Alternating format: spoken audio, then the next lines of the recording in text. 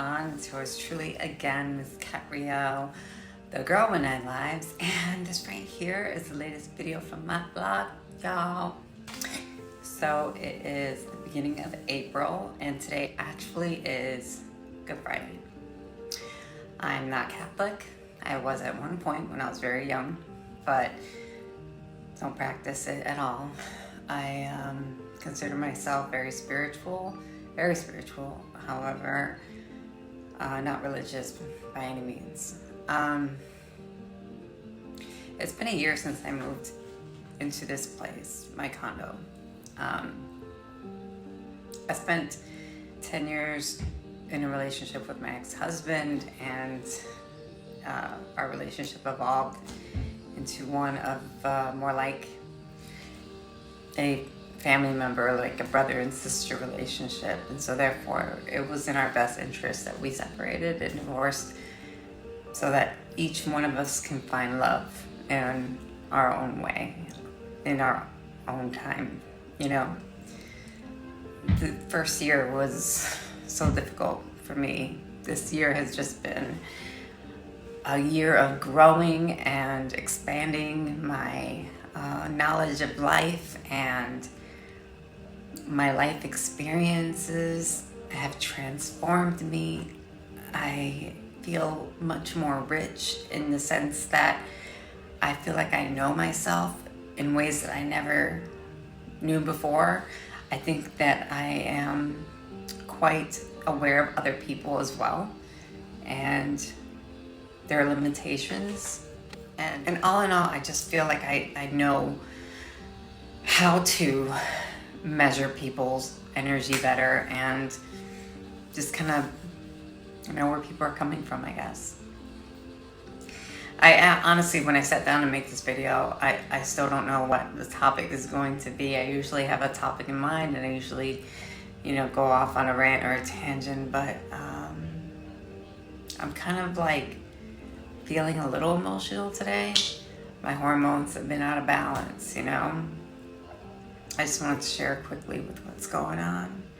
So a year later, I've gone through a slew of relationships in the last year. If you just look back on my channel and my previous channel that I used to have called Cat Call, if you look at that, I had that channel for 2 years prior to this one, but I lost access to that channel. So anyway, long story boring. So I started this channel because I didn't have access to my last channel, Cat Call. So I wanted to make this channel a little different than the last. I don't know how different I made it. It seems like I'm a little bit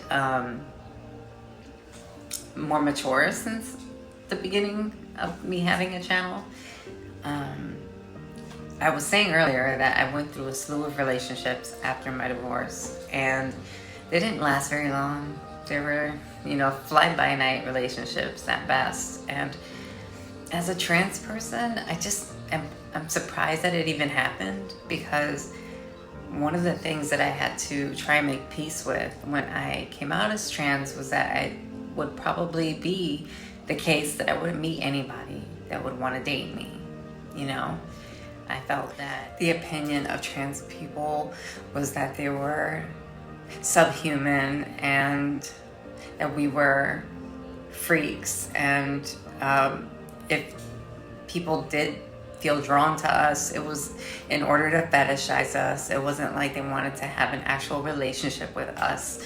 So these were the thoughts that I had in my head about how people perceived us. Never in a million years did I ever think that somebody would romantically be drawn to me or interested in me, and that I would have the possibility of having another relationship like I did with my ex-husband, Mark. The last year proved to confirm that in a way, because the guys that I dated were terrible. The ones that I had in my life, as I mentioned in other videos, were just bad people for me. They didn't value me, and they didn't make me feel like they saw me as a true woman. They always treated me like I was a secret, always treated me like I was something to be ashamed of, something to be embarrassed of and to keep hidden. And honestly, at one point I just got tired of it all, and I just said, you know what, I'm just not going to date anymore because it's just not in the cards for me. I'm going to have to become comfortable with the fact that I'm going to have to probably be getting used to being alone for the rest of my life, you know? And as difficult as it was for me to accept that or embrace that, I started to be okay with it as the weeks went on, until 2 months ago when I met my Joshua. Meeting him was something so unexpected for me. I met him when I was not looking. As the old cliche goes, you find people when you're not looking.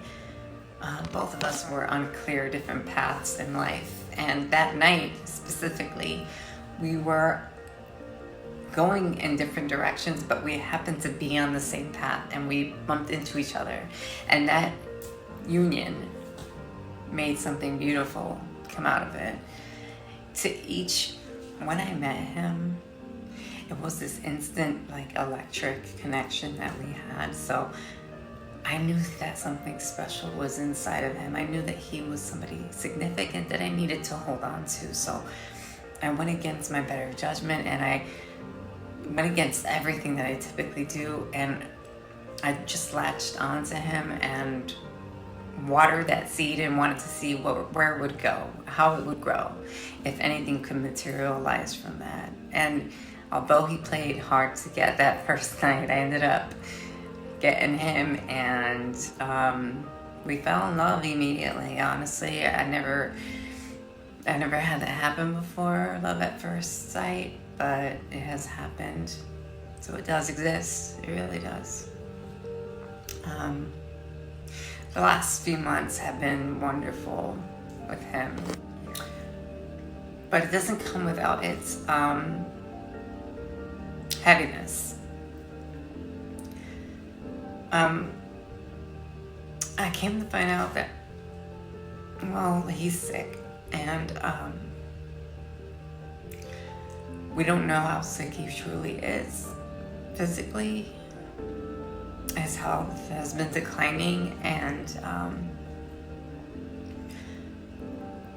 we are not having any luck with the insurance company getting any help for him. When he told me he had full coverage insurance, health insurance, and dental insurance, I was convinced that there would be no worries, that the insurance companies will take care of the situation. They would put him into getting the healthcare that he needs and getting the procedure, and that maybe we might experience some hiccups with the insurance companies, that maybe they might deny one thing or another, but eventually they would accept it. I had no idea that they would just completely neglect him. You see, despite having full coverage insurance, they have not done one thing for him in 2 months. He and I both have been on the phone with Medicaid and Sunshine Health and Liberty Dental every day, making phone call after phone call, hundreds, and I'm not exaggerating, hundreds of phone calls, trying to get them to approve him being in a hospital setting under sedation to have surgery. And the insurance companies, neither one, Liberty Dental nor Sunshine Health, under the Medicaid umbrella, want to approve it. Instead, what they have been doing is passing the buck and not accepting responsibility, not giving us the most basic of customer service. They are completely negligent and careless, and they have no empathy for him whatsoever. You know, we've pleaded with these people over the phone. We've called everyone that we could. We even called lawyers, and even the lawyers don't care to help us. If he doesn't get the help that he needs, he can die. And there's nothing I can do about it.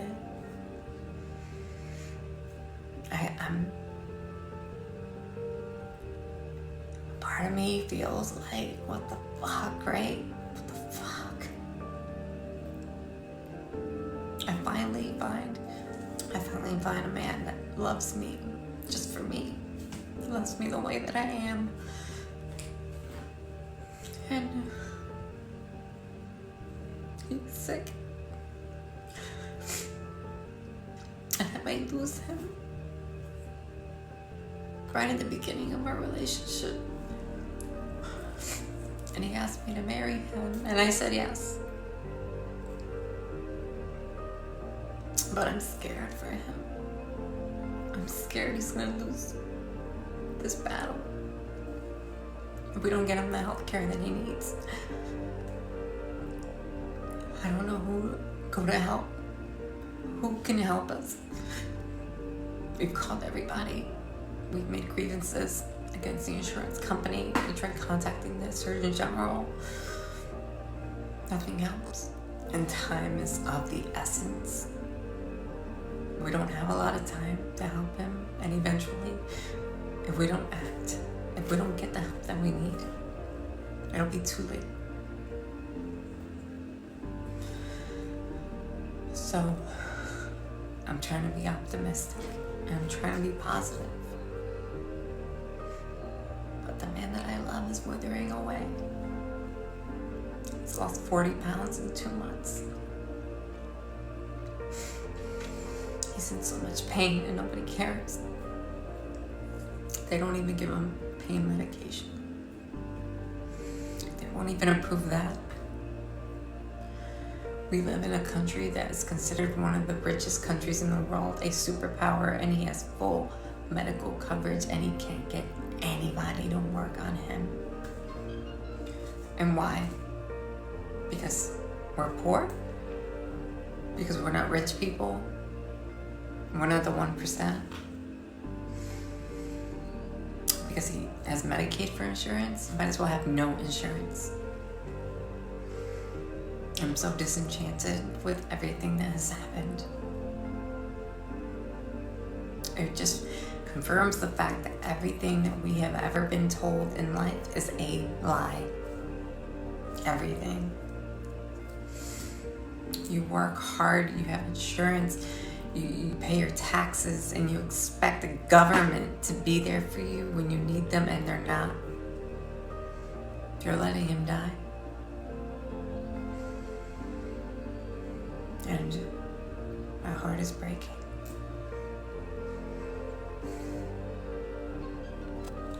I don't know if any one of you can help me.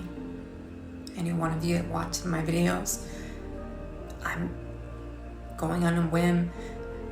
I'm letting my faith push me forward and speak about this, so that in hopes that somebody that watches this video can help me.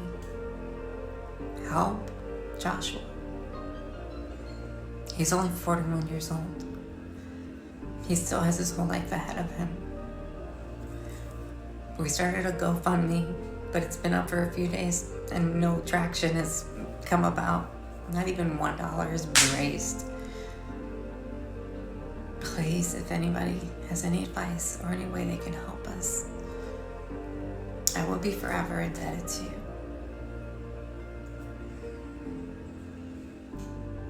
I'm sorry for the heaviness of this video today.